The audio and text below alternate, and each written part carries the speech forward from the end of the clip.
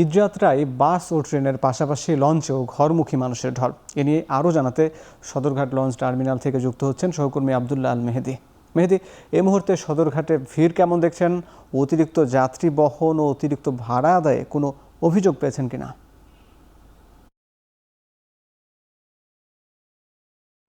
আমরা যেমনটা দেখতে পাচ্ছিলাম, এখানে অতিরিক্ত ভাড়া নেওয়া হচ্ছে না এবং সদরঘাটের উচ্চপড়া মানুষের ভিড়, এই ভিড়ের উচ্চপড়া মানুষের ভিড় থেকে তাদের পক্ষ থেকে জানানো হয়েছে, তারা বলছে কোনো অতিরিক্ত ভাড়া আদায় করা হচ্ছে না। প্রতিটি লঞ্চেই ভাড়ার চার্ট টানিয়ে দেওয়া হচ্ছে সরকার প্রদত্ত ভাড়া এবং বিআরডব্লিউটি এর পক্ষ থেকে।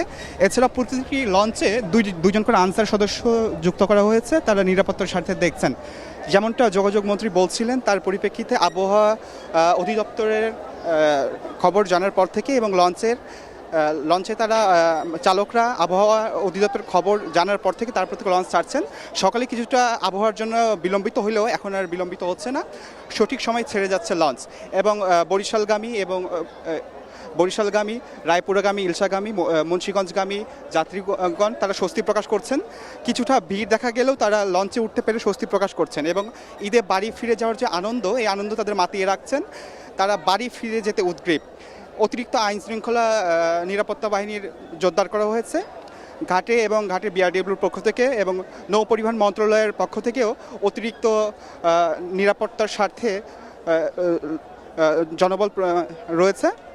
তারা প্রতিটা পর্যবেক্ষণ করছেন এবং কারো কাছ থেকে অতিরিক্ত ভাড়া নেওয়া হচ্ছে না বলে জানিয়েছেন এবং যাত্রীরা বলছেন তারা স্বস্তিতেই যাত্রা করতে পারছেন, অতিরিক্ত কোনো বাড়তি ভাড়া আদায় হচ্ছে না। এছাড়াও তারা ঘরে ফিরে যাওয়ার টানে ঈদুল আজহার উৎসবে ঘরে ফিরে যেতে পেরে স্বস্তি বোধ করছেন এবং ছুটির শেষ দিনে শুরুর দিনে আজকে তারা বাড়ি ফিরে যেতে পেরে আনন্দিত বোধ করছেন। এই ছিল আমার কাছ থেকে সর্বশেষ সদরঘাটের পরিস্থিতি এবং যাত্রীরা তারা স্বাচ্ছন্দ্যে।